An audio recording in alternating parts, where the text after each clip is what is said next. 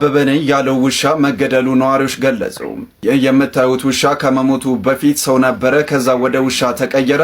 ወደ ውሻ ሲቀየር የተመለከቱ ሰዎች በሁኔታው በመደናገጥ የጥንቆላ ነው በሚል በፍጥነት አባረው ለመግደል ሲያሯሩጡት እኔ አበበ ነኝ እባካችሁ አትግደሉኝ እያለ ተማጽኗል። ሆኖም ሰዎቹ እሱን ከመግደል ወደ ኋላ አላሉ እና አበበ አሁን በሕይወት አለመኖሩን በፎቶ አስደግፈው ገልጸዋል። ነገሩ የተፈጸመው በሐዋሳ ከተማ ሲሆን የእውነት መሆኑን በቦታው የነበሩ በርካታ ሰዎችም አረጋግጠዋል።